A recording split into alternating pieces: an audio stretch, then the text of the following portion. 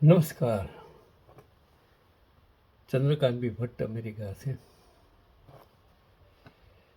मैंने वो एक मईपत फाउंडेशन उसका एक वीडियो देखा। इसे तो बहुत सारे उसको वीडियो रखता है, लेकिन उसमें वीडियो में एक इंसान एक औरत और उसके बेटे को जो 6 महीने से खाना नहीं खाया था, मेरी तो सोचने की दिमागी हालत ही नहीं रही। 6 महीने से इंसान ने खाना नहीं खाया था।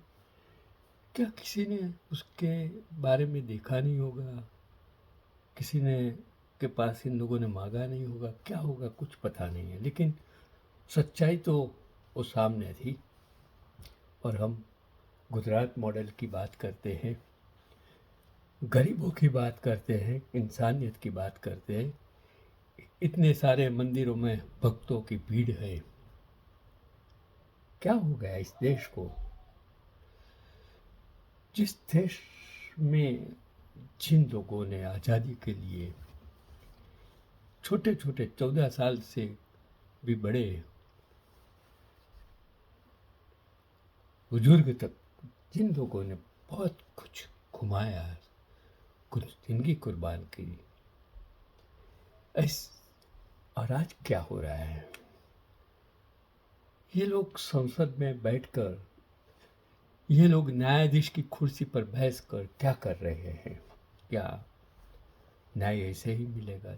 देश ऐसे ही चलेगा? जाने दो।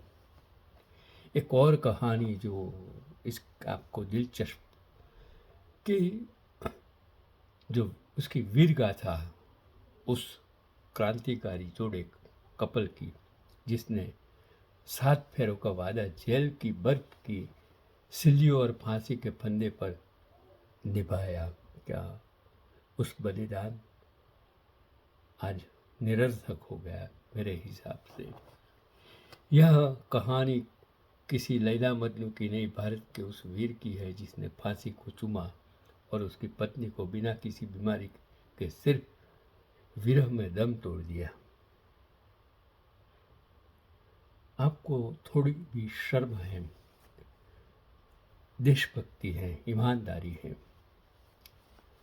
सच्चे दिल से देश को चाहते हो, इन गरीबों के लिए, इस मजबूर इंसानों के लिए जो भूखे हैं, वो किसानों के लिए जो रात दिन आपके लिए मेहनत करते हैं, वो सैनिक जो आपके सरहदों पर खड़े खड़े रक्षा करते हैं, आपकी जान की परवाह किए, बीवी बच्चों को छोड़कर, माँ बाप को छोड़कर सरहद पर खड़े रहे हैं। क्या आप इसके लिए कभी सोचा है?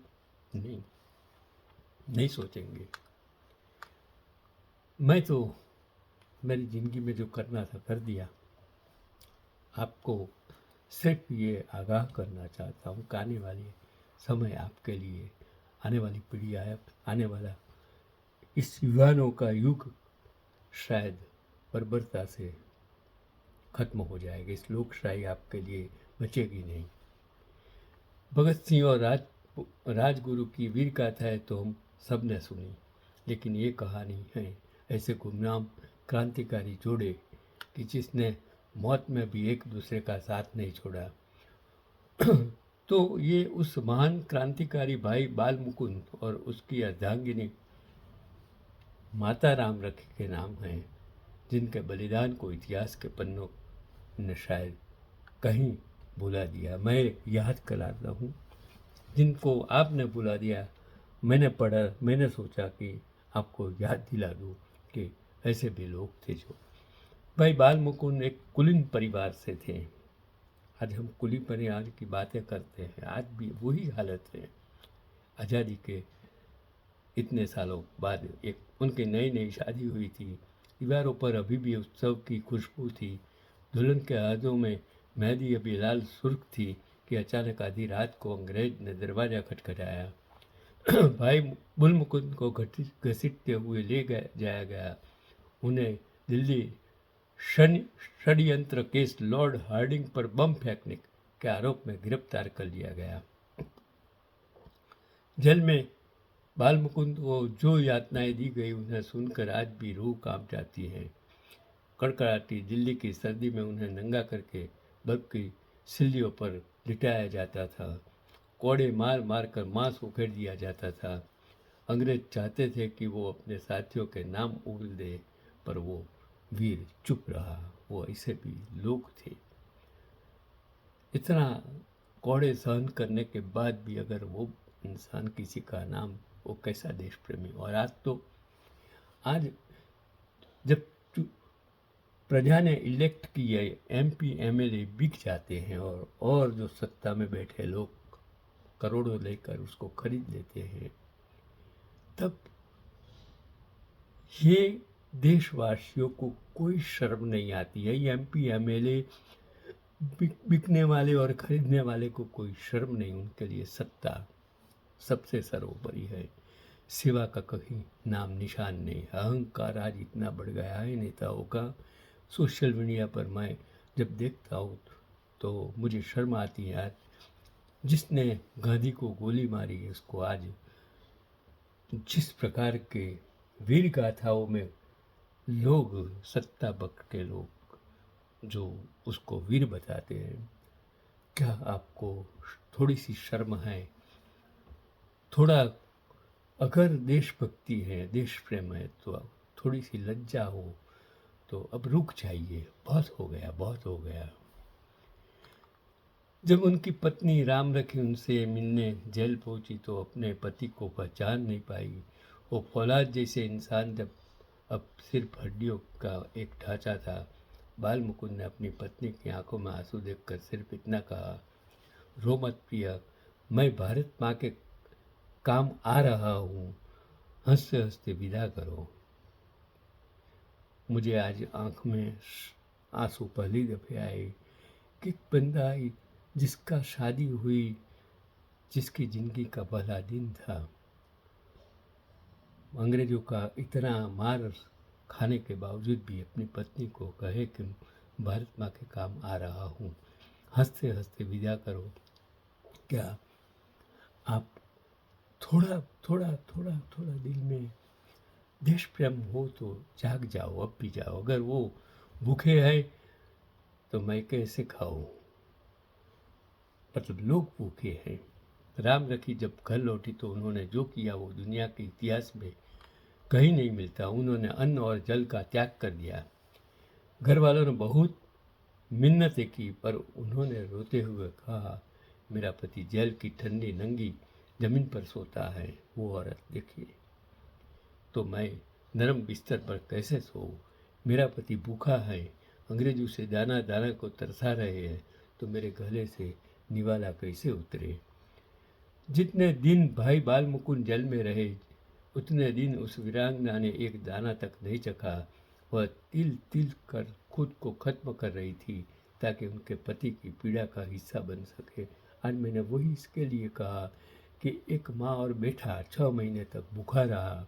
आज़ादी के बाद आपके दिल में थोड़ी भी दया, आपके दिल में थोड़ी भी शर्म और लज्जा हो, वो धन्य है कि ऐसे बंदा जो ऐसे लोगों को आज जो आश्रय देता है। और परदेश से, अमेरिका से, लंदन से लोग आकर वहाँ पैसा देते हैं इस इंसान को, क्योंकि वो मदद करता है। उसके दिल में पीड़ा है, दया है, दर्द है, और आपके नहीं। सरकार सोती है, राजकारणी सो गए हैं, क्योंकि उनको कोई पड़ी नहीं है। मौत ने भी हार मान ली। 8 मई 1950 की वह काली सुबह आई जब भाई बाल मुकुंद को फांसी के तख्ते पर खड़ा किया गया। चेहरे पर कोई डर नहीं था, बस एक सुकून था कि मैं अपना कर्ज निभा गया, फर्ज निभा गया। फंदा गले में पड़ा और एक वीर हमेशा के लिए सो गया। 8 मई 1915 आज़ादी के पहले की बात है, जब गांधी जी उस वक्त भारत में आए। वही उस समय की बात है। आज़ादी, गांधी के पहले की ये आज़ादी का जंग कैसे लड़ा होगा, आप समझ जाइए। लेकिन असली हृदय विदारक मंदिर तो घर पर हुआ जैसे ही पति के प्राण निकले। वहाँ मिलो दूर घर पर बैठी राम रखी ने भी अपनी आंखें हमेशा के लिए मूंद दी। बिना किसी बीमारी के, बिना किसी घाव के, सिर्फ पति के वियोग में और अपने संकल्प की अटूट शक्ति से उन्होंने भी उस क्षण प्राण त्याग दिया। एक अनकहा अनसुना बलिदान।